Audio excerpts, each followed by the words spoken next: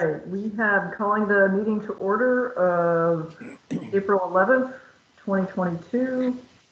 Board members we have present are Dan Nelson, Brian Otley, and myself. Waiting on Holly and Laura. Staff present, we have Christine, Rob, Stan, and Alyssa. And with that, are there any changes to the agenda? Yes, we have one change from staff, and I apologize for this. We have some last minute changes on the Bolton grant, so we're going to suggest dropping that from the agenda and put it off till the next meeting for approval. Okay, that's good. That's number 3 that we will move off. Number 3, skip. Okay. And Holly has her hand up, so. Oh, welcome, Holly. I didn't see you, Holly. Yeah, hi. Sorry to be sliding in at 12:02 and 45 seconds. I would like to mention before we drop that item from the agenda that it'd be very helpful for me for staff to make a summary of what universal service looks like in Bolton. So I know we had a lot of component parts saying, oh, this is served and this is served, but nowhere do I have a statement that says the total number of addresses are X, the total number served under this plan is Y. That would be really helpful. Yeah, I can provide. How about if I provide that in preparation for the next meeting? Yes, please. Okay. All right, excellent. I'm going to make a motion. We approve the agenda as changed with dropping number 3. Do we have a second? Second. All right. Brian is first to the table for the second. All those in favor, please say aye. Aye. Aye. Aye. Any opposed? Okay, agenda is set. The first item for action, we have approval of the March 28th, 2022 board minutes. Do I have a motion to approve? I'll move we approve. Second. Okay, Dan is a second. Is there any discussion, any changes to the meeting minutes of March 28th? All right, hearing none. All those in favor say aye. Aye. Aye.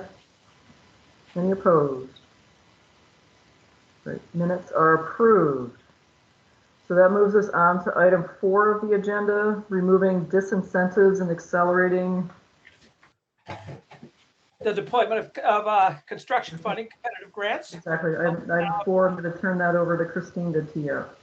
Yeah, this we've set aside money for other towns, and we really want to kind of create some incentive for these towns to get moving. You know, we're getting a lot of call it feedback from towns that they want money, but we want to see proposals, and we want to see them soon because we're holding up money for for the other towns, and this proposal gets it, puts a November solid date on it, and it creates incentive for those towns to get moving. I think it's going to be cleaner for us. So I would turn this over to Rob to explain. Sure, and it's on page 13 in the packet. Excuse me. Hey, Rob, I just want Sure. to note the page numbers are awesome. Thank you so much for doing that. You could thank Alyssa for that as well. Thank you, Alyssa. So yeah, first I just want to start that this came out of, we're hearing from a lot of towns, a lot of non-CUD towns, that there's not enough funds, that the process doesn't work, that Act 71 doesn't work. Well, we believe that Act 71 does work. We believe in most of these towns that cable have been built out, that there is market forces at play that will help bring about a conversion to fiber over time. So the crux of this proposal is, let's make it competitive for the non-CUD towns. So where we can judge a proposal on its merit, we can judge on affordability, we can judge on the cost per service, we can judge on it meeting all those different goals, and really light a fire under these towns to be like, okay, well, you have these tools at your disposal, come back at us with a proposal, we'll judge it on its merits. Since not all these towns are going to be built at the same time, and as we're in budget season, we all know that if money is not allocated, it is at risk. This is specific to the ARPA funds, where it's saying that if don't bring forth a proposal by November of next year, we're going to consider reallocating that to active proposals, mainly to the CUDs, projects that need more funds to achieve universal service. The other thing that's the goal with this proposal is to incentivize more public oversight, to incentivize CUDs taking on towns that right now the grant formula does not work for them, where there's not an incentive by making it competitive. To be clear, this only applies to towns that are, as of this date, not members of CUDs. This isn't any risk of any CUD leaving to try to go competitive, any town leaving to go competitive. That's not an issue. Still universal service. It's still all the requirements of Act 71. There's no legislative changes whatsoever. We'll be looking at it in terms of the amount of private funds leveraged, the affordability of the service, total number of addresses, cost per address, demonstrated community support.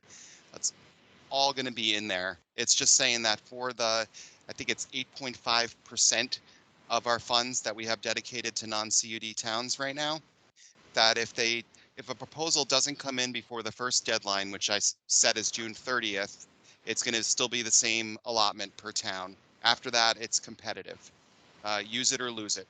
And we'll revisit it when it comes to the infrastructure funding. But for the stuff that we have a deadline that's sooner than many of us think, let's get that money obligated. Let's get projects going if people are excited and have started planning, and go from there. So it's about incentivizing projects getting starting, reducing disincentives for towns to join or be accepted into CUDs, leveraging private and local funding. And I just want to encourage these towns to get organized quickly rather than trying to keep changing things. Rob, can you take a stab at explaining, so if I'm in a town and there's 50, I'm just making a hypothetical, I'm in a town, there's 50 residents that are underserved by the definition of Act 71. How would this group of 50 tap funds under your proposal? Under the proposal, they would need to work with a provider. They would need to organize, reach out to a provider, and come up with a universal service plan that has them served. We understand with a lot of these towns where there's a lot of cable, it's going to require overbuild of cable to get there, which drives up the cost. So it's the same. So if they don't join the CUD, they assume the responsibility and the obligation to assemble a comprehensive proposal. Yes, if a CUD wants to apply for this, they would take on the responsibility for that town, for doing the planning, for coming back with a plan. The key point is that they could get more than what is allocated via our unserved road miles formula. Mm-hmm. They wouldn't not get less, but it's, yeah. So it's the same model that we're seeing from Bolton right now, effectively, right? Bolton's organized with Waitsfield. They've defined a universal service plan based on the preliminary documents I've seen in conjunction with Consolidated, and they got a plan, right? Yeah, it's encouraging the towns to take on that role without changing anything in legislation that gives them eligible provider status. So it's kind of a workaround to avoid making any changes to Act 71, but to be more flexible. Yep. And Holly has her hand up. Go ahead, Holly. So it's implied by your comments, Rob, that there's legislative initiatives afoot by certain towns. I'd really like to understand that if there is, because you're saying things about without changing Act 71 and without them becoming eligible providers. I'd like to know what the facts are about what the legislative challenges are. And separately, you know, what is happening with Bolton, while my hat is off to the Bolton Select Board, they are so fortunate in having a proactive and well-educated partner in Waitsfield Champlain Valley Telecom. So not every town is going to have that. And I'm curious, so don't forget part one about legislation, but I'm curious whether we're in effect reducing the amount of money that's available to towns, because it will take some towns, and I live in one of those towns that takes some time to get on board. It'll take some towns a really Herculean effort to figure out how to find a provider that's going to coordinate this effort with them. So are you reducing the funds available to these towns, and to what end, really? So Holly, for your first question, I don't know, has Laura joined us yet? I guess not. No. So like there's certainly been a push by, once again, Chittenden County and by some of these towns that are saying there's just not enough for us, it doesn't work for us to make some changes. I know that there's been a push for come up with solutions before the end of the term to solve some of these issues where there's pockets. But whether we face anything this year, which it's late in the session or not, it's if we don't have these funds deployed, and if there's projects that have not taken off but because there's not the funds available in these towns, we are likely to get some pushback next session. So this is kind of our response, is to provide some additional flexibility to get projects moving where there is the communities that are organizing. It's also, speaking to your second point in terms of some towns that it's a big lift, this provides an incentive for CUDs to take on those towns, because So they can potentially get more funding. and so does it also work well with the commentary we'll be considering later in the agenda about incidental overbuild? Don't these two things go hand in hand? I think that's something that we need to discuss more in executive session in Okay. terms of It's on not that, an important, it's not an important point here. yeah, it's more of like with these towns where there is cable build out, there is going to be overbuild of cable. Is it incidental to serving these underserved? In most cases, probably, but there's a lot more to get into it with that. In terms of the total amount of funding available, this is only out of the part of the pie that's not dedicated to member towns of CUDs. Pardon me. So Rob, so just devil's advocate, what are people who are against this going to come back and say about this, as how it's unfair, or it's not patient enough or whatever? What complaints will we hear if we do this? Do you know? You might hear some towns that are saying it's not patient enough, but this, by having a deadline, it can spur action. Yep. It's not saying for certain come November 30th that we are reallocating those funds. It's only applying to the ARPA funds. So it's more of like, we see what's out there, we see what's come to us right now, and we want to put our funds to use rather than holding on to them. And we can Okay. revisit that in November if there's complaints. And Rob, am I reading the material right on page 15 that we're talking about 8.51% of the pot Yes. of funds, or 9.872 million, right? Yes, in terms of this first batch of ARPA funds, if or hopefully when the legislature approves the budget for this year, we'd be talking about 17.957.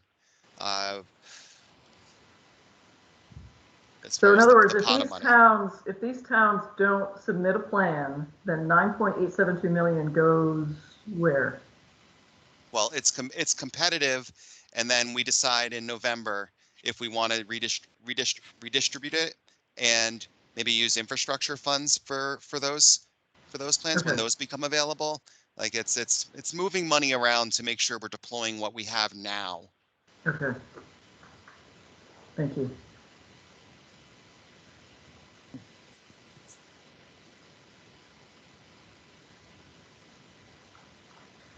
Yeah, I mean, generally, Rob, I'm like, I think it's fine in the process to have leaders and laggards, and to recognize that you're going to have a continuum of participation along those lines, and that in this stage of development, we're looking for activity and action sooner rather than later. So I don't philosophically, I'm cool with this, I think. The other thing I want to point out is in some of these towns, the amount of funding that's available on its own is not enough to spur a project. So by aggregating it together, we will likely spur some projects.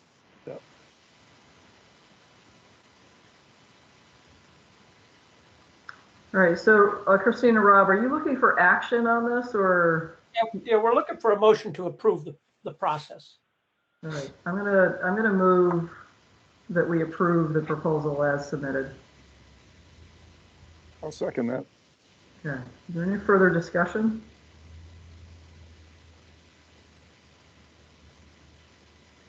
All right, hearing none, let's take action on it then. All those in favor say aye.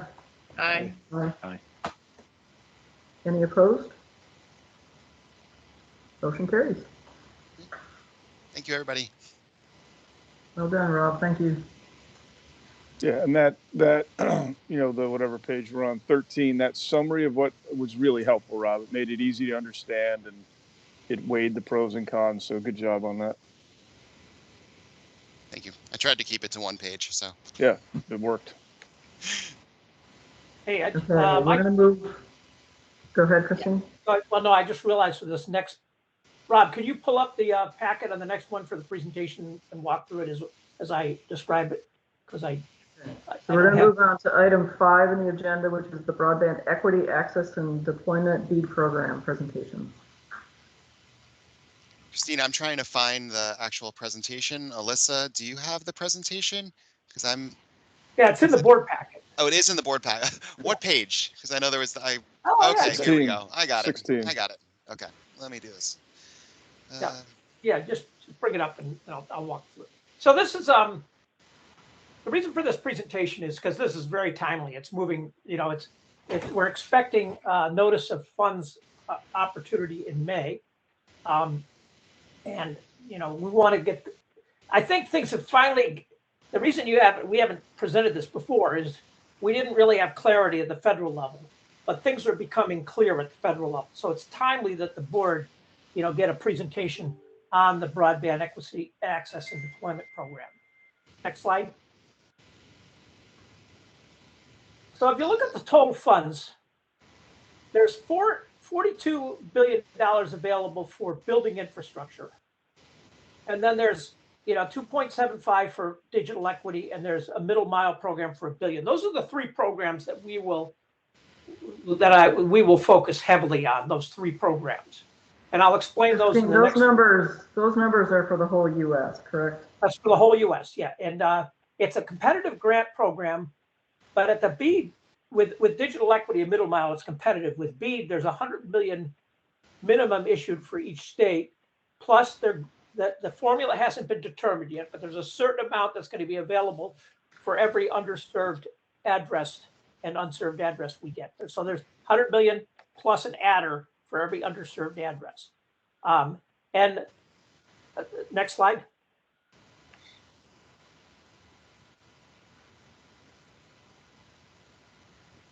So if we start with the 42.5 billion,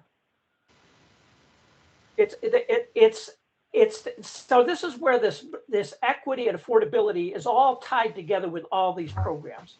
So you look at the objective, it's to close the availability gap, and provide, you know, recognize high-speed broadband, close the availability gap. That focuses on getting to every served and underserved address. However, it also focuses on the fact you want to build that network as low cost as possible. So if you look to the right, the other key features, speeds of at least 100 by 20, which it's important for us to focus on that 100 over 20 because we're not sure if there's a conflict between the state law and the federal law. Right now, Stan's interpretation is we can go above, but not necessarily below. So we've got to figure out if we need to change the way we approach this for the B program and that 100 over 20. Because right now we're using a speed of 25 over 3. There's a matching requirement. That matching requirement, we can use ARPA funds to match the BEAD funds. So that's not going to be a problem for us. But we are required, another key point, required to offer a low-cost plan to eligible subscribers. So that's another thing we need to look at in terms of our policies. Next slide.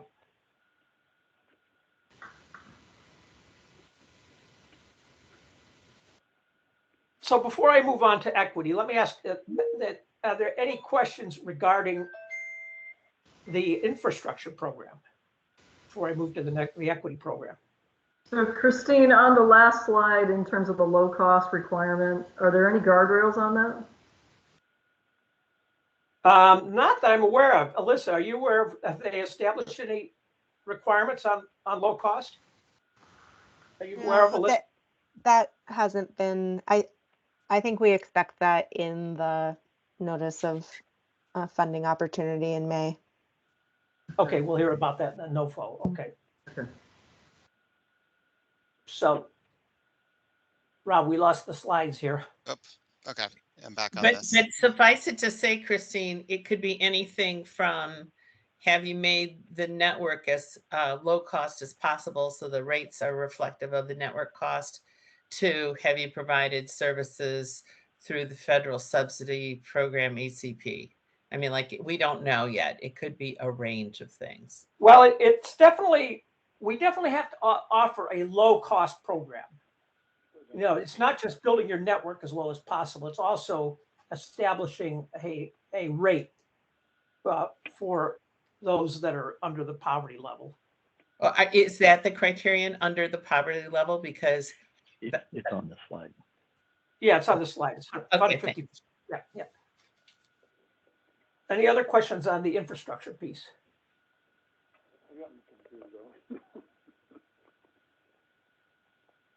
Okay, next slide, Rob. So now we're talking about the equity component, and that's the 2.75 billion. And you know you can read the objective right there. It's to close the digital divide. It includes devices and training. The program priorities, you know, if you look at that entire list, the bottom one, individuals who primarily reside in a rural area, and for Vermont, that's everywhere but Chittenden County. So we definitely meet at least one of those components. This is going to be a competitive grant. So initially, there's money that comes for state planning grant, and we're going to get, there's up to $5 million available for planning that is available as soon as the NOFO comes out in May. So immediately we can access up to $5 million for planning for the entire program, the entire BEAD program, and then there's the state capacity grant. That's money that would be funded through the state agency.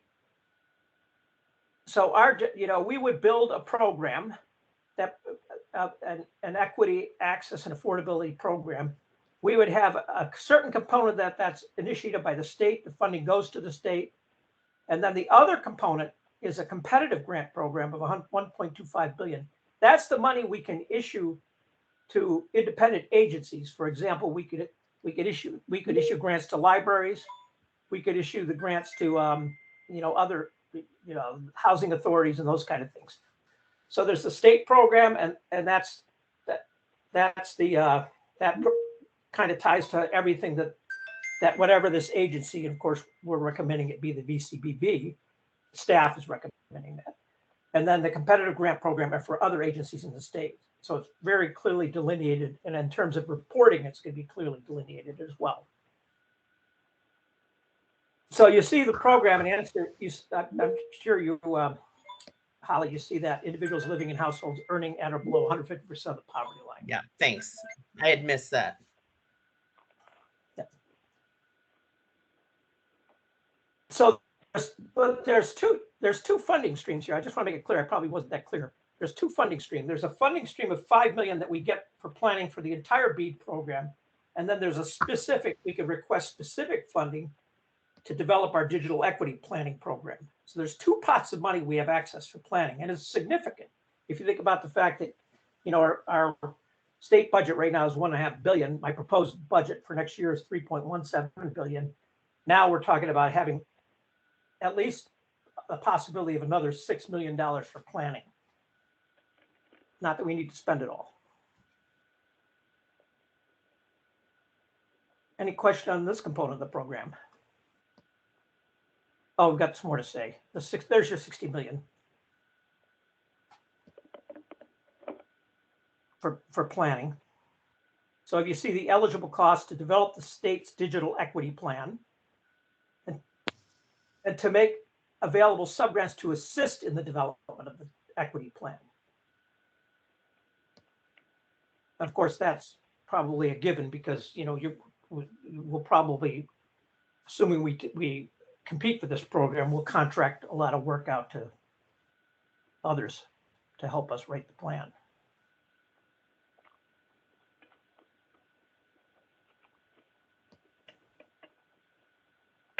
So here's more detail on the capacity grants themselves. And if you see the eligible costs and activities to maintain and update the state's digital equity plan,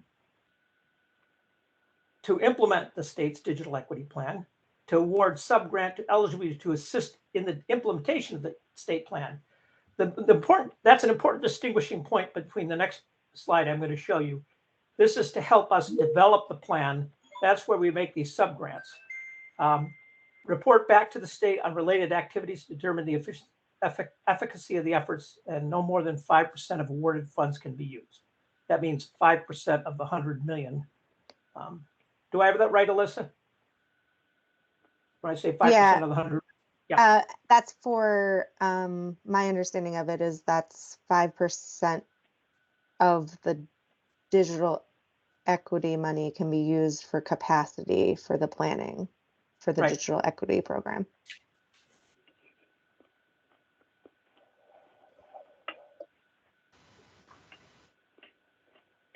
And then the other component, the competitive component grant of the 1.25 billion, program's objectives support efforts to promote digital inclusion, achieve digital equity, improve adoption of broadband. So Christine, am I on the slide you want me to be on? I'm sorry. I'm sorry. I think you're a slide behind, Rob. Slide behind. Okay. Yeah. Okay. Sorry, Rob. I should have told you to move the slide. So eligible activities must support, develop, and implement digital inclusion activities, facilitate broadband adoption to provide educational employment opportunities. Notice that's the push to get people educated on what broadband can do for them. Implement training and other workforce development programs, make equipment, instrumentation networking hardware available at low cost, and then expand the existing public access through CIIs. I forget what a CIA is. Do you remember what a CIA is, Alyssa? I don't. Sorry. Yeah, okay. Community anchor institution. Oh, thank you. Yeah. Yep.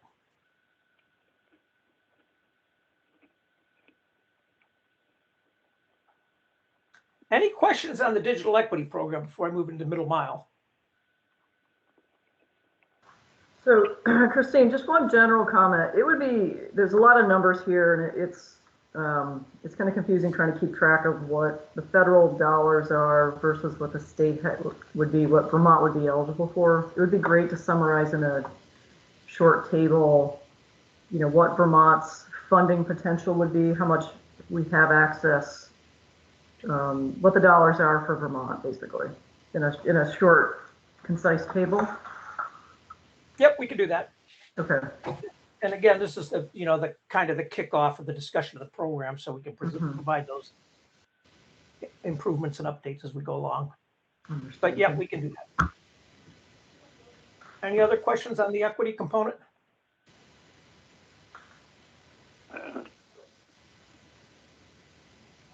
So now let's move to middle mile. Middle mile, $1 billion allocated to middle mile grant program to support expansion of networks. We should tap this program as much as possible. That middle mile infrastructure let me see, is it defined here? What I've been told is that, that the MTI considers middle mile anything up to the hub. What happens is it's essentially your backbone or your backhaul. The hub, the hub or the OLT is located with, you bring backhaul to a location, and then you serve a 10-mile radius from that location, the way these pond networks. So we could qualify for a significant amount of funds for the middle mile. And if you think there's $1 billion available, 50 states, is it going to be 20 million per state? I don't know, but my point by doing that division is there's additional money we can get for our infrastructure by applying for these middle mile networks. And you see right here, the program objective: encourage the expansion and extension of middle mile infrastructure to reduce the cost of connecting served and unserved areas and to promote broadband connection resiliency. So it is definitely, right in the sweet spot of what we're trying to do here.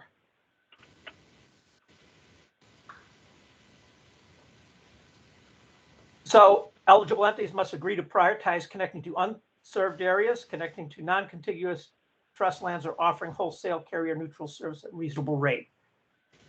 So that's really ties into what we're doing.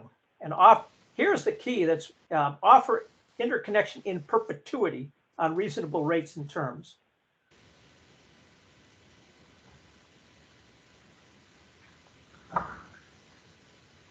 Any questions on the middle mile program?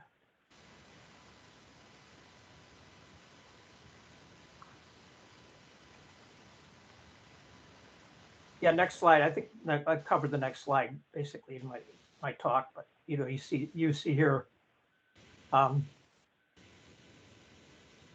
basically middle mile can be just about anybody.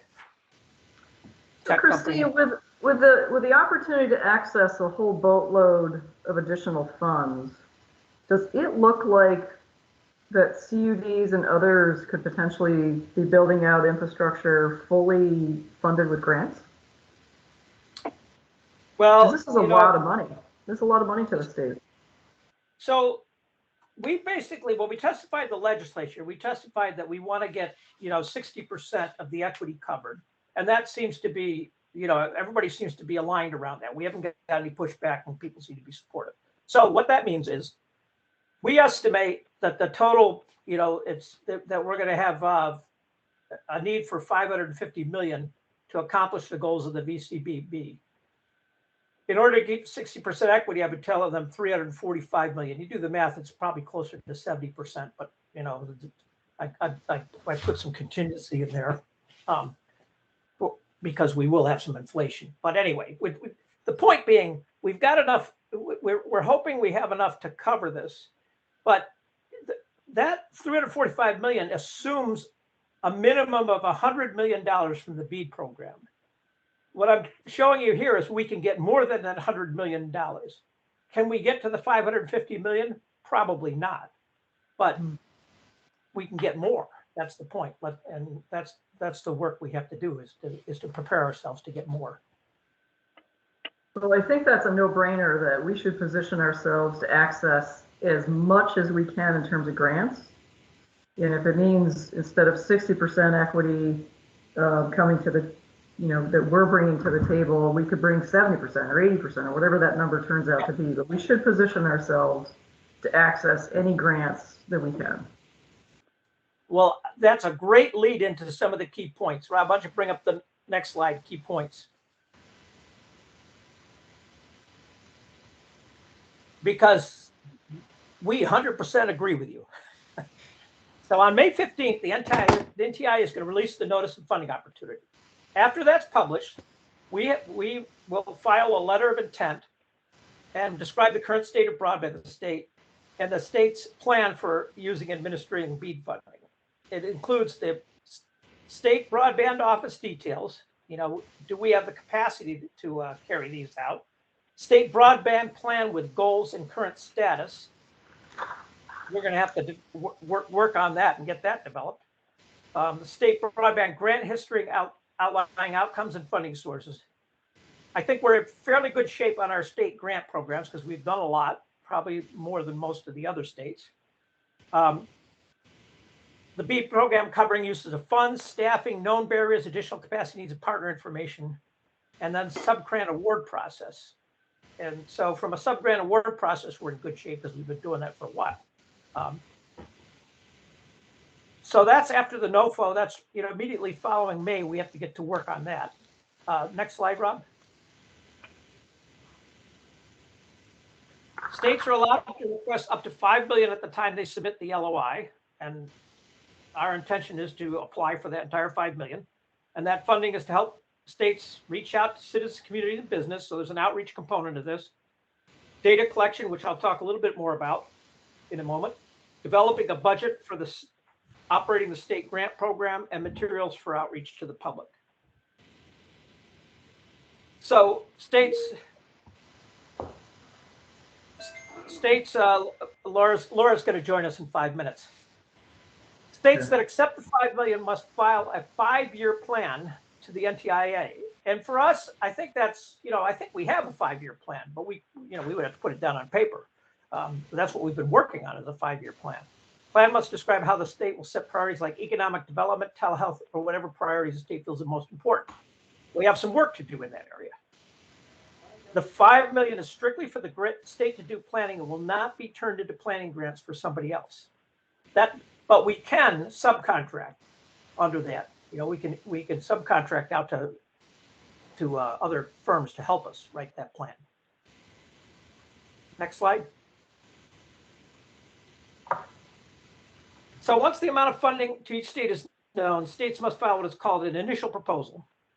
And that comes out after the FCC maps are issued. Now, so there's the funding, the additional funding for the BEAD program beyond the $100 million is going to be based on the FCC maps. And this is a big issue with all the states, because the one thing we know is those FCC maps are not going to be accurate. It's based on self-reporting from the telecom companies. The FCC has put into place a challenge process, which they expect everybody to administer. And I'll talk a little more about that in a moment. But the NTI will review each initial proposal. The NTI is going to judge if a state has assembled a team capable of administering the proposed grants. So that's what we really have to do some work on, is what do we have in terms of staff? What do we have as subcontractors? Do we have the capacity to carry out this entire program for the 5 years? If a state doesn't get approved, the state won't be given any BEAD funding. So that's a tall order, including the minimum. They want to see a good plan and a good capability. If the NTI approves the state's approval, the NTI will release 20% of the funding to the state. Then that's when the challenge process for the mapping becomes. State gives incumbent ISPs a chance to dispute any areas that are listed as grant eligible. So we give the ISPs a chance to say, look, we challenge this unserved. We believe they're served. And at the same time, we want to identify those areas that are identified as served, but are actually unserved. State can't award any BEAD funding before the challenge process is completed.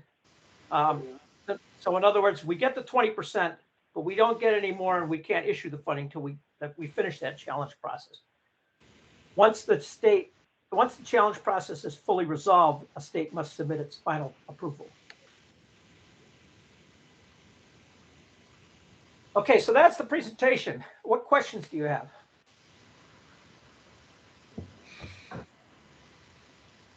So is there anything that you need from us at this point? Do you need action on filing the letter of interest or letter of intent? No, we don't need anything at this point. This is strictly information for your education. Wait. I would think the answer to that question, Christine, would be yes. You'd like the board's endorsement of filing. Oh, yes, thank you, Holly. Yeah. I was thinking of formal. Yeah. Yeah. I think that can come, by a vote or by consensus expressed in the minutes. But I think a vote would be more supportive as you move forward within state government. Yeah, that's a great point, Holly. maybe the resolution will look something like you use, as you've said, Patty. I'll just take your words and put it into a resolution. The resolution for the board is, you know, we expect the VCB staff to aggressively go for as much as we can in terms of BEAD funding. Stan, how would I say that in a way that Is BEAD funding broad enough to encompass all 3 programs you've been discussing? Yes, I think so. Alyssa, am I accurate on that? I mean, I think what Holly's getting at is do we want approval from the board to seek out being the equity, kind of going back to the conversation we started last board meeting, to seek approval for being designated the equity office for the state? Well, that I'm not actually is a separate question, but a good one, Alyssa. I mean, the Yeah, first question is, does the board support staff pursuing broadband funds under the IIJA and filing a letter of interest with the NTIA accordingly? Yeah, I think that's the action that we need to take action on, but that's the statement we need to take action on.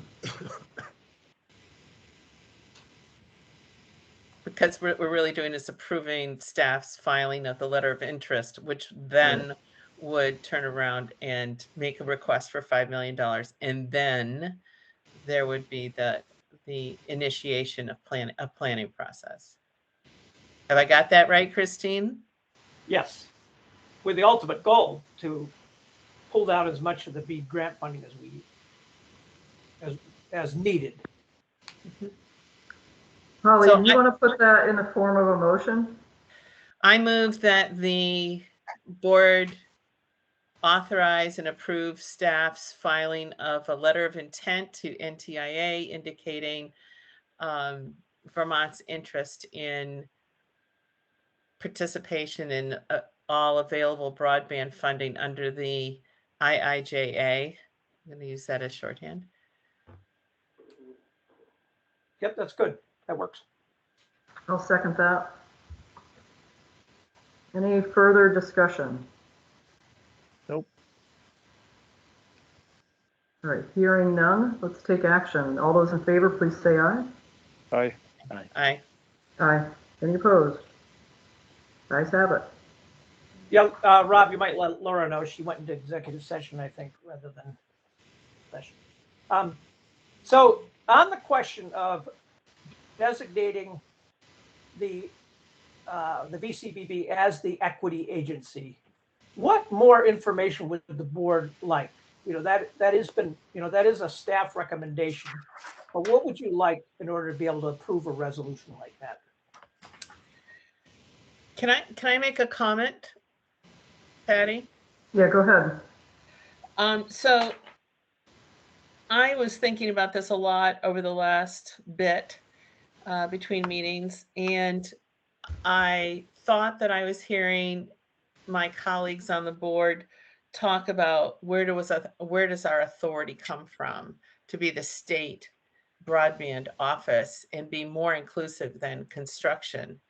And I did do a scan of Act 71, and I can say that it does require universal service.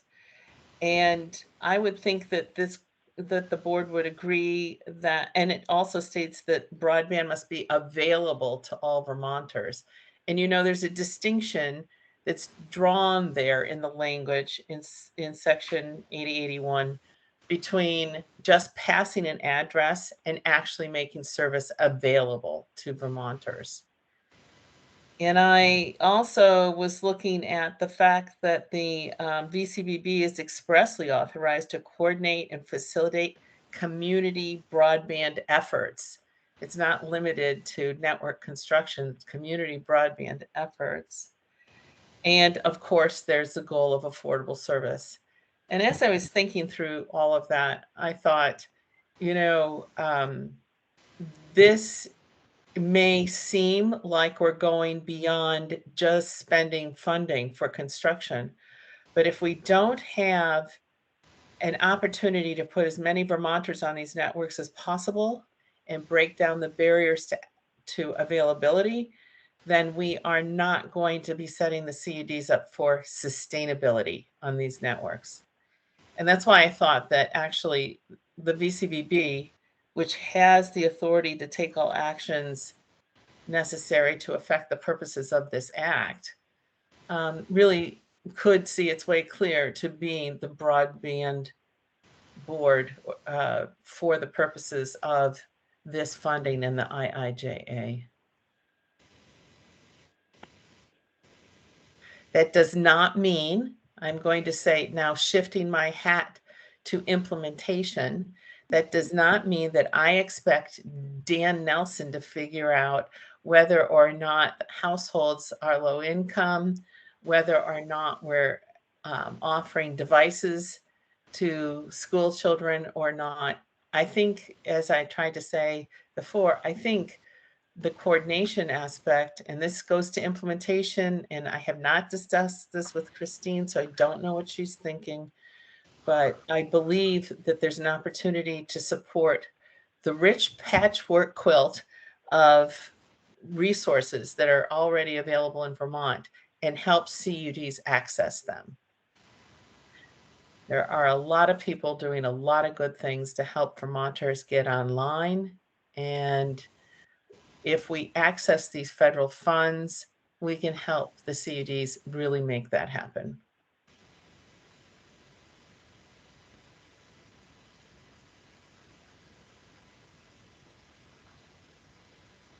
So that's just by way of saying, how do we take that next step? Does staff ask the governor to appoint, as required by this federal act, a designated agency for broadband and have that agency be the VCBB? And notwithstanding any other concerns or considerations I have, I think the answer is yes.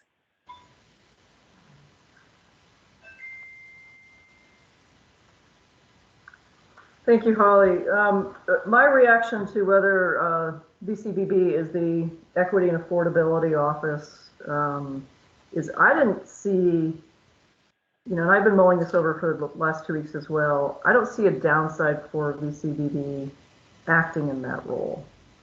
So, unless somebody can show that there's a negative aspect of this, I think we should do it. I'm going to open it up to other board members to chime in here. Brian?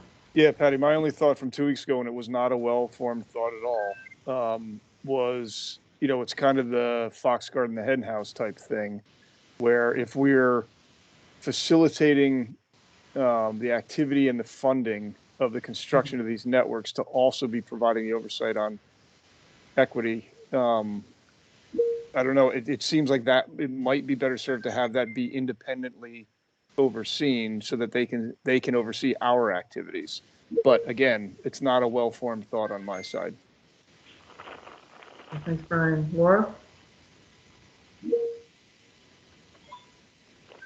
Patty, how do you, I guess my concern would be about diverting any resources away from construction, including and especially our staff resources.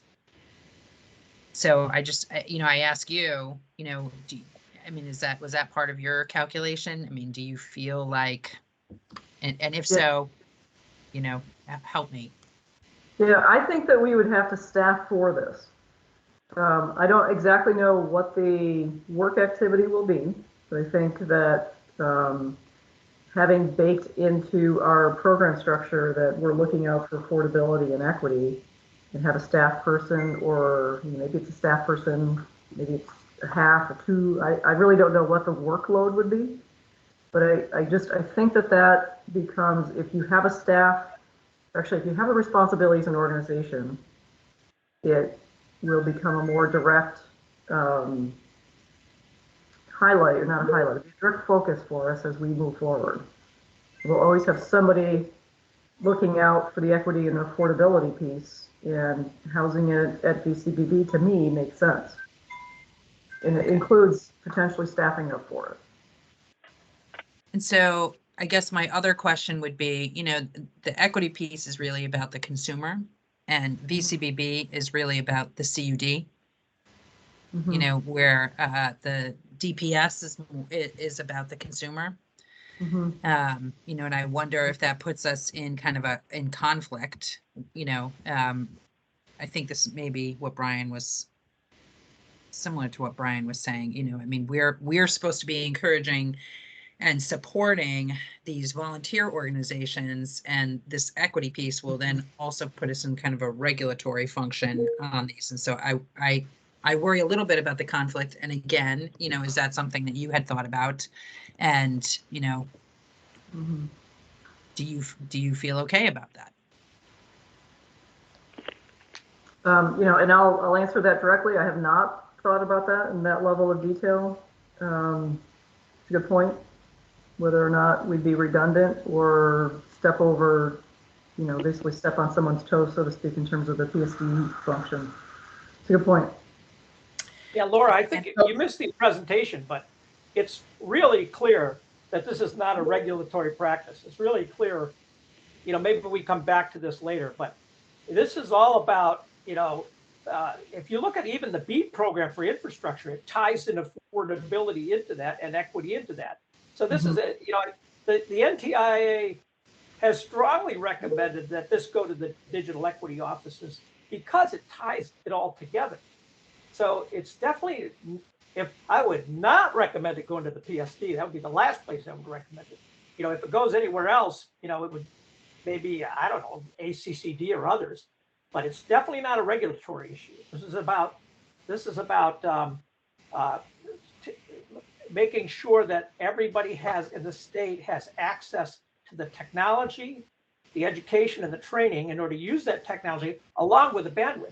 I even saw problems when I was doing my study, reaching out to these different agencies. There was even consideration of how you install wireless in a low-income multi-unit dwelling has to be considered with the technology, because what's happened is oftentimes they've used an inadequate data feed into these buildings.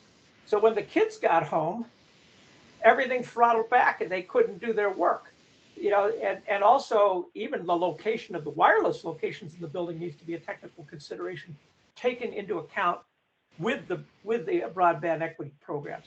So that's why I think the NTI has pretty much strong recommendation that this be part of the broadband offices. And so Christine, you don't see any, you don't see that this will conflict with our role as supporting the CUDs. I think it's going we to are help. We are their support. Yeah, it's going to help us in that role tremendously. One of the we things. have access to. Go ahead, Holly. Sorry. Well, Christine, actually, I'm actually waiting to hear Christine's answer, and Yeah. then I'm interested also if we heard from VCUDA. Could I speak though, Laura, to you after Christine, please? Yeah, I think my point is, I see it as just the opposite, that this actually provides us more resources for the CUDs as opposed to less resources. And Christine, did we hear from the CUDs on this? Oh, we can hear from, that's up to Patty, but yeah, sure. Yeah, I'm just wondering if they're in agreement with this, or if they have any concerns that have been flagged on this. They are in agreement with this. Have I said that correctly, Rob? Yeah, they've been generally supportive, but they should certainly speak up during the VCUDA time to reemphasize that. So I'm fine if the CUDs are fine, based on Patty and Christine, I'm fine if the CUDs are fine. If they're not, if there are concerns, I'd like us to, just make sure we hear those before we move. That's all. Okay, Holly, can you? I just wanted to ensure that Laura knew, because she did miss the entire funding presentation, that this is really how additional funds are leveraged, is through this BAD activities. So I'm just underscoring what Christine has said.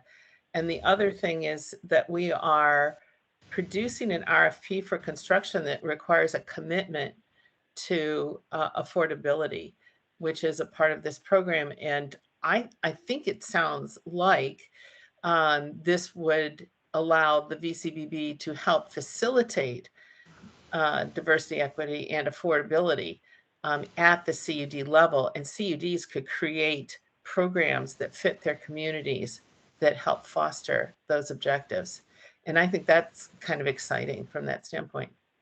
I really appreciate that. I am aware of that, Holly. You know, I continue to just want to make sure that we always try and maintain, you know, kind of a service posture to these Vermonters who have volunteered to come forward with this. And now, I mean, they're managing a lot of money. So we are, you know, we need to provide them with good advice and good service. But I always worry that we, you know, we may find ourselves in a place where we're feeling a little more heavy-handed than I would be comfortable with for these, you know, so that we're just keeping this real collaborative. And so, you know, I know that equity, those places there can be conflict in those places. There could be more conflict between us and the CUDs perhaps. And, you know, so that's, I guess, just a little bit of what I'm angsting about. But again, you know, with the CUDs, you know, unless the CUDs have, you know, specific items to waive, you know, I'm fine with it. And I appreciate the time to answer my questions. Christine, I think what would really help is if you could somehow structurally frame how this would be carried out based on what we know now. And I know you don't know everything in terms of what the requirements are, but just a general sense, how would you staff it? How would you do the work? Would we need additional staff? Would it be allocated among, you know, the existing staff? Some sort of framing of how we would carry this out, I think would be really helpful to make an informed decision, because I think we're all just, it's very cloudy at this point. Yep, I understand. That's why I did the presentation first. I didn't Yeah. expect it to all make sense right now. So, yeah. Yeah, but you know, and I'm still going to wear that hat. Conceptually, I think it makes sense, but I think of, you know, just pulling away the clouds a little bit and putting a little structure around it of how you carry that out would be really helpful. Okay, we'll bring that to the next meeting. Excellent. Yeah, it's not like we needed a decision at this meeting, but certainly we want to hear from the CUDs as well. So, you know, Exactly. we'll on notice to talk about this.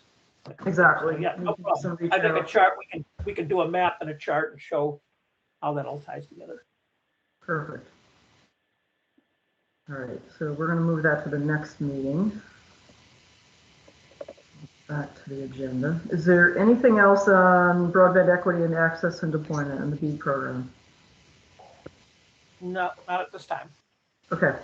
All right, that brings us to staff updates. Before we jump, Go ahead, Dan. I need to leave for a 1 hour meeting, and I will be back. Okay. I have a meeting with the department, sorry. Okay, thanks, Dan. So the first, I'll turn the staff updates. First one, I'll turn over to Stan to talk about legislative updates and legal updates. Sure, I'm happy to update the board that we're following legislation. A lot of the bills have crossed over from the financial bills. The budget bills have crossed over from the House to the Senate side, so we're watching H 738 and 739, I believe they are, the big bill and the capital investments bill, closely to make sure that the funding that has been earmarked for the VCBB remains in there and comes to the VCBB. There's also the workforce bill we're watching, and I believe Christine will be testifying later this week on that. And I think those were the three big ones that we're keeping our eye out. Yeah, and by the way, we will talk about the budget before we leave staff updates, but I just wanted to make you aware that things are still in flux with the session. You want to give a legal update, Stan, as well? There are legal issues in all the things that we're looking at. So I think, I'll be giving some later, and we've talked about legal issues in the issues that we've addressed thus far. So there's nothing separate. We are close to signing an agreement contract for the RFP for legal services for the CUDs for regulatory services. So I envision that will be signed by the next meeting. Yeah, so now tying that back to the budget, I have done quite a detailed proposal in the budget process, but we're getting these last minute changes. So I'm not asking for the board to approve the budget in this session. And I think, I've provided you with a lot of information for you to continue to read and think about. But, just this last week, we had a surprise with the Universal Service Fund. I would rather wait till the legislation session finishes so we know what's going to happen. We're not even quite sure what's happened with the Universal Service Fund at this point, but if anything, it's probably going to go up in what we have available from what I understand, but I don't have enough information for the board at this point to provide with any certainty on those items. So as long as the board's okay with putting off that budget discussion, are you all okay with that? Yep. Okay. Great. Rob, you want to talk about grant programs? Sure. I think, Alyssa, did you have something first that you wanted to add? Sure, hold on.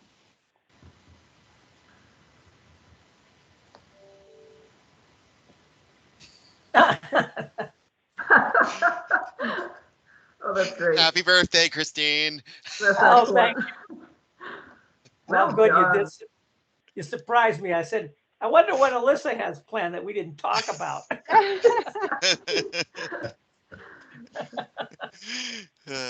You have a lot of people out there that love you, Christine, that let us know it was your birthday. Oh, thank you. So real quickly on the grant program update, we received this morning the full application from NEK. So that will be sent your way as soon as we get it properly compiled and likely considered at the next board meeting. We are still waiting for additional information from 2 other pending applications. But things are moving along. We provided additional guidance this week and have been fine-tuning our internal processes as well. Yeah, Friday we held a meeting with the CUDs, kind of a workshop on the what we expected in terms of a grant, and had quite a good dialogue on that. So I think that was very helpful. Hopefully the CUDs think it was too.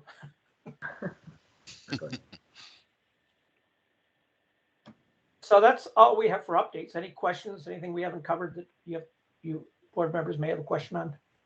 Or if there's any other legislative stuff we should be aware of. Yeah, I just wanted to bring up, I really appreciated the check-in, Christine, the one-on-one with each of the board members. And one of the things that we talked about, and I wanted to bring this to the full board, is that as we progress and as we get through the grant construction applications, I would like to consider moving to once-a-month meetings instead of every other week. I think that we initially needed to meet more frequently, but as time goes on, I'm hoping that we can move to a once-a-month structure. And I just wanted to bounce that off conceptually the other board members and see what you thought.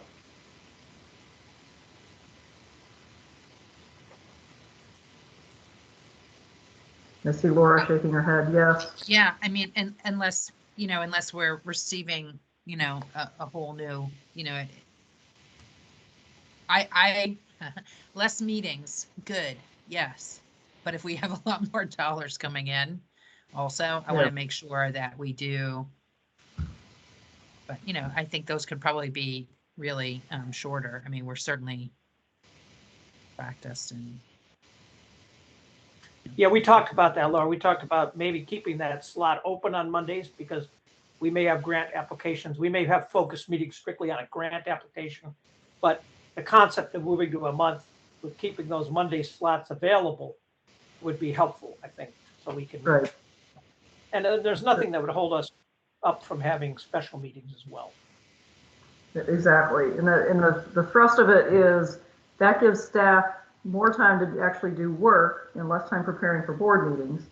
Not that we don't want to see your lovely faces, but just, conscious of the fact that you've got work to do. And it's also just being conscious of the fact that all the board members have other things to do as well. So just as we move ahead and mature, look to eventually moving to once a month, and we'll keep that's the Monday slot open in case we have grants to discuss or funding decisions to be made or anything that we need to take up in an extra session. Yeah, and I will make a point to the CUDs if you're concerned. We will still make your grants a top priority and to meet the schedule that we've committed to.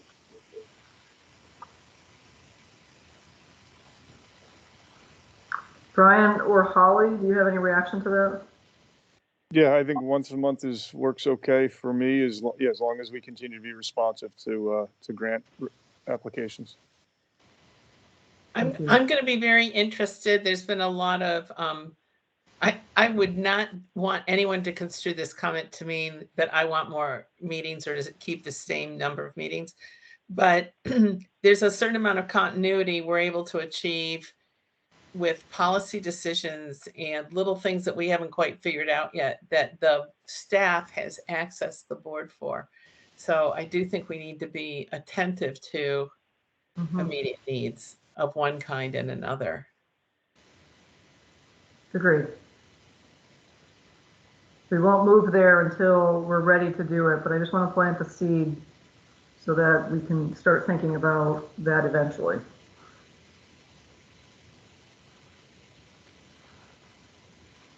And one last question before we move on. I just want to ask Laura, is there anything that we should be aware of on the legislature side? We've been trying to we have been staying in touch with key folks. I'm not seeing anything threatening at this point. Yeah, I mean, I think watching what's happening back and forth between in the big bill and there are, and to the extent that you know where all of the dollars are coming from. So, there are different buckets, and I expect that there will be different fights about different buckets. And so, Stan, I'm not sure who you are talking to in terms of following that, but it's the buckets and the total amount that you want to follow. I think we're in at least two buckets right now. One is the ARPA capital, which has to be proposed to Treasury. And, we could end up all in, not all in there. We could end up with more in there, none in there. We could end up all over the place, with one-time funds or ARPA dollars, whatever. They're going to move all of that around. And so it's making sure that we have a sense of,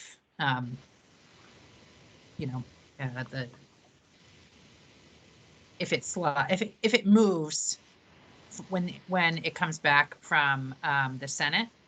If the buckets move, then I think that will just be important to be really cognizant of, and maybe check in with the Senate on. We can check in. And that bill is in Senate institutions, correct? Where the capital projects bill is? It's all going to roll into the budget. So, you got to watch the budget. Well, we're watching closely.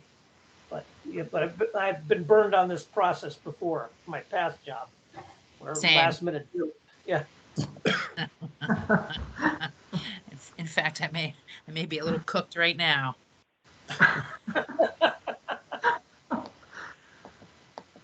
Fire's hot down there in the kitchen.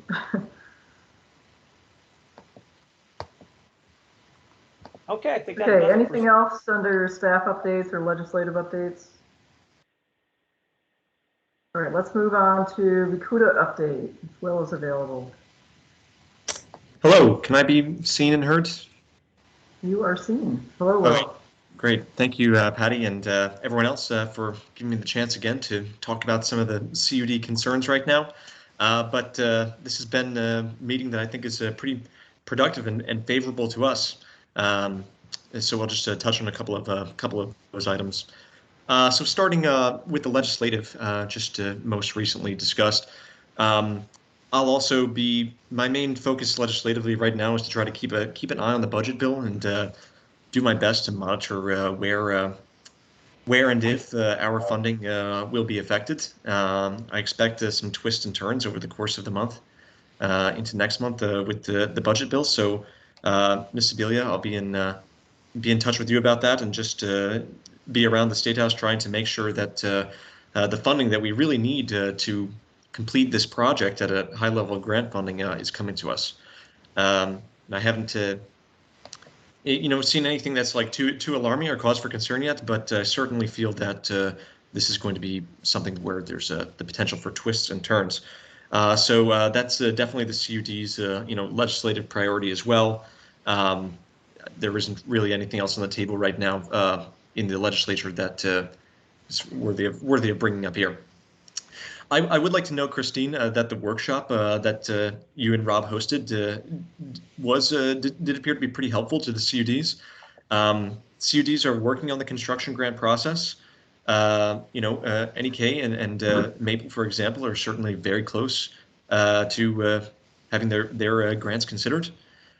So that's certainly a process, but anything that the staff can do to help us clarify points with that, I think will make things easier for the board when they're considering our proposals as well. So, it's an ongoing process. It's a lot of work, obviously, but all the CUDs are working on it, and they're making progress with that. To note on the affordability issue and the BEA, the Equity and Access Act more broadly, we are quite supportive of the initiative that's been taken at the meeting today. CUDs are, in terms of their personnel and their strategy, really quite focused on availability and building out networks. While that's not to say that many CUD leaders have played a key part in organizing for affordability as well here in Vermont, our focus is on making these networks available. And we really look to the Community Broadband Board to take the initiative when it comes to scaling up the ways by which we're going to make service affordable. So we've seen, for example, just as an example with equal access to broadband, a need for advanced capacity in order to scale up their operations across the entire state, as our CUDs cover, a majority of the state's territory. Any initiative related to or similar to that taken by equal access to broadband is going to require really tremendous resources. So on behalf of the CUDs, I would recommend the board to take fast initiative to become the state's designated agency for the BEAD Act, to bring on additional staff and to create additional programs to try to advance affordability initiatives because we need it. The CUDs are committed to affordable service, but we don't have programs in our districts to help people get connected to subsidies or to provide those subsidies.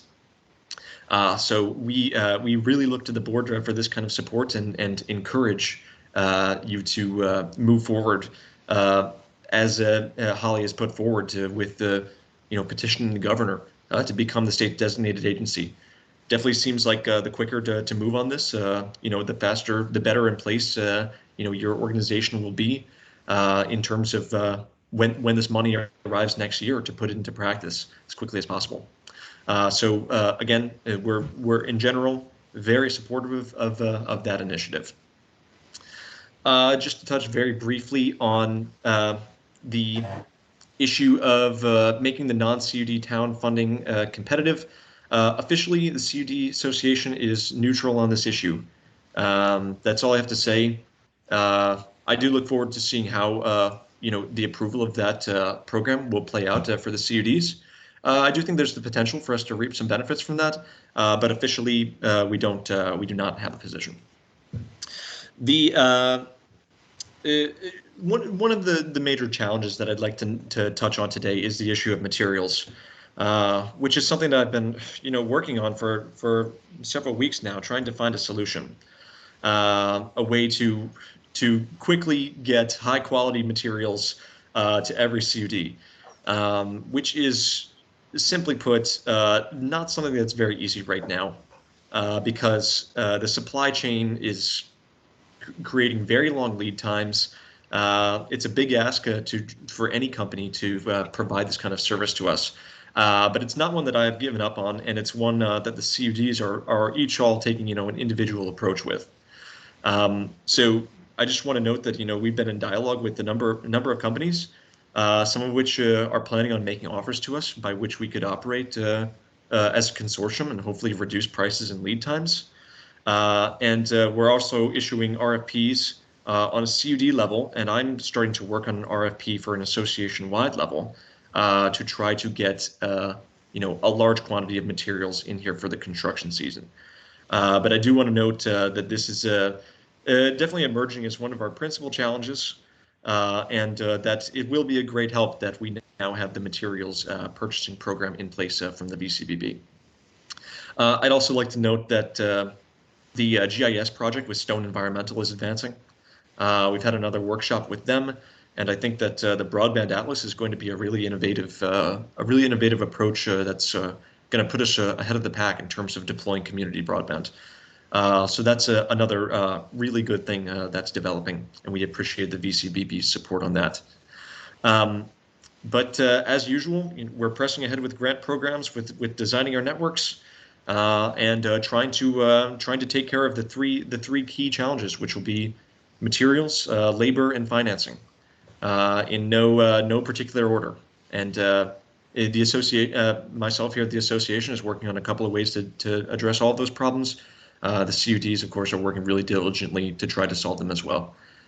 Those three still are the main challenges on the mind. And who knows what new ones will be emerging in the coming weeks.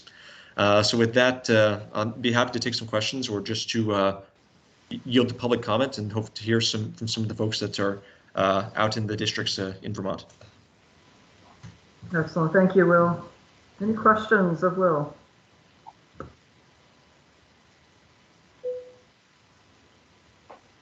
All right, hearing none. That brings us to public input. Rob, you want to take us through if there's any? Sure. I'm not seeing any hands up at this point. Oh, I'm seeing hands up now.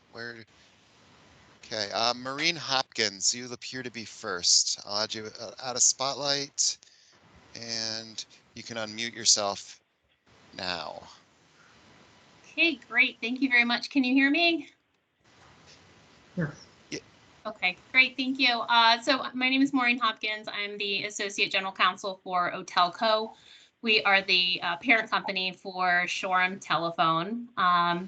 Just had a question about the Act 71 construction grant pre-qualification. So if an eligible provider like Otelco, we're a small communications provider, if we're not affiliated with a CUD, but we do have a universal service plan for town that is currently part of the CUD, but the town does also support the small communications provider, would the pre-qualification application be considered by VCBB, assuming that we have services that are similar to or greater than the CUD, lower cost per home passed, and lower cost to consumers?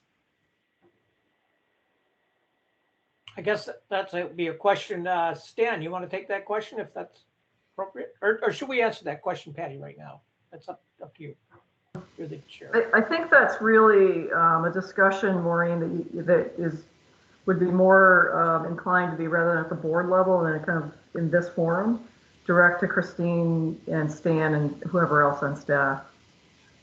Okay. It sounds like a logistics thing versus a board thing, to be honest with you.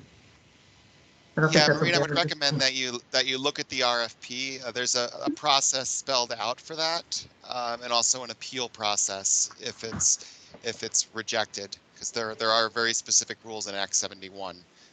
So. Okay, great. Thank you. Thank you. Okay. Next up, we have Krista.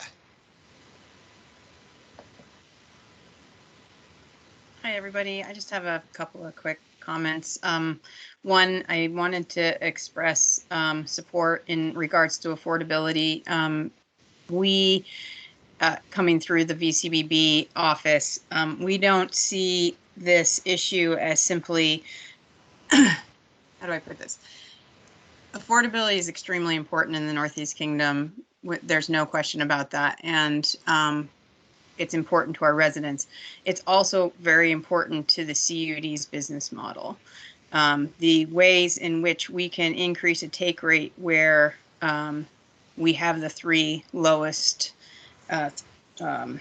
average incomes in the state for counties, or 3 of the 4, I guess, is by creating affordability programs that enable people to take the service, and that is only going to be a benefit to our model, and I would say necessary to the success of our model, which is necessary to not just the sustainability, but actually, building out to every last address. So I just wanted to affirm my support for the incorporation of that program, and I do also support the work that EAB has been doing, and we have an affordability group that's been started and would look forward to working with that. The second comment that I'll just reiterate is the purchasing is insane right now. I just received quotes for 7 to 10 month lead times for the cabinets. I'm not talking about the network equipment. I'm talking about the physical cabinets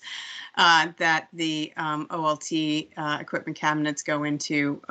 The cost on Strand, as I waited for an additional quote, went from 26 cents in December to 36 cents last week to 48 cents this week. So there's a lot of price fluctuation going on, and this is definitely going to be one of the more challenging aspects of getting this up and running. So I know that you probably all know that, but I just thought I'd put a little bit of real world details on that, and appreciate the work that you did on the pre-construction piece, because that is helping us move forward. And I think those are the only items that I wanted to comment on. Thanks. Anybody else? I'm not seeing any other hands. There's somebody on the phone that I know can't raise their hands. Okay, I guess that is everything. I just want to say thank you, Krista, for that commentary. That's very helpful to have some real world numbers in front of us just to know what's going on. So we appreciate that heads up. It's scary out there, at least.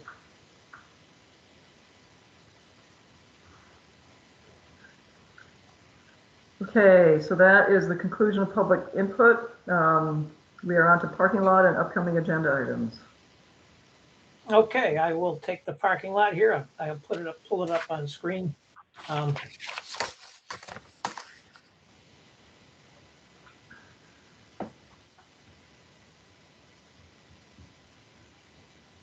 Okay, this should be appearing to you momentarily. Can you see the parking lot now? Not yet. Not yet? There it is. Okay. So on the signature authority of executive director, actually, did some work on this, and I'll have a resolution for you at the next meeting. Policy around hiring staff. We've got to do some work on that. I think we can tie that in with the BETA program, because that, we add additional staff from what you've approved already. It'll be around the BETA program. We've been talking about the designation for digital equity and affordability. Material default. Stan, did you get feedback from the AG's office? The AG's office said that they do not have anything that's directly relevant on that, which I think Holly had suggested that might be the case. So I did get information from other sources and hope to present a newly revised policy at an upcoming meeting. Okay. And the dashboard, we're going to do a presentation at the next meeting. I was very impressed with the work that Alyssa and the GIS team has done on this. I think I'm actually thrilled with the ability of the GIS tool to report progress. They've built that into the model. They've got all kinds of ways to dice it and present it. And it, we've got a public facing component of this. So we're ready for this one at the next meeting. Are we still on for that, Alyssa? Feel Yep, free to head me up. Yep. Excellent. Great. Yep. Anything else Okay, on the park? Any comments on the parking lot?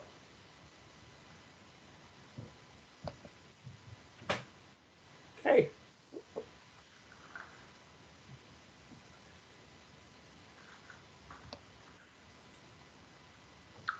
All right, so next item on the agenda is executive session. Are we still primed for executive session, Christine? Yes, we are. All right, so I'm going to make a motion. We move into executive session as premature disclosure would harm the VCBB. Is there a second? Second. There's a second. All those in favor, please say aye. Aye. Aye. Any Okay, so opposed? you have a link. You all have the link to go into executive session. It's a separate link that you can send. Okay. Okay. See you on the other link.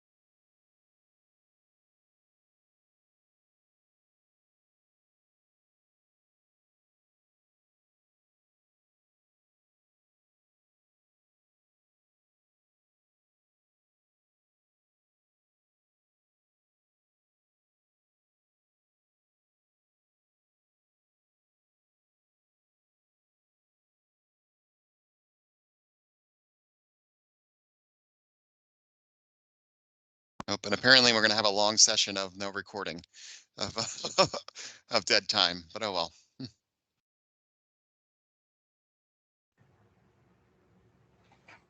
A few people still here.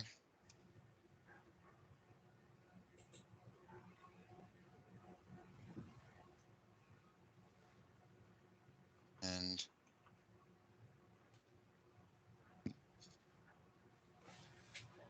do we not have a quorum? Oh, we have 3.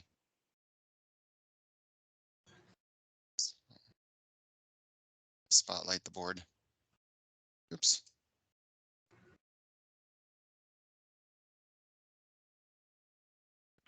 I'll make a motion to adjourn. You're on mute, Patty. Do we I will have to second. report that no action was taken? Yep, sorry, I was on mute. Before we adjourn, no action was taken in executive session. No other business is coming before us for the board meeting, so I'll take a motion to adjourn. I think I heard Dan Nelson. I will second the motion. Is there any further discussion? All those in favor to adjourn, please say aye. Aye. Aye. Any opposed? All right, we are officially adjourned. Thank you, everyone, and we'll see you in 2 weeks.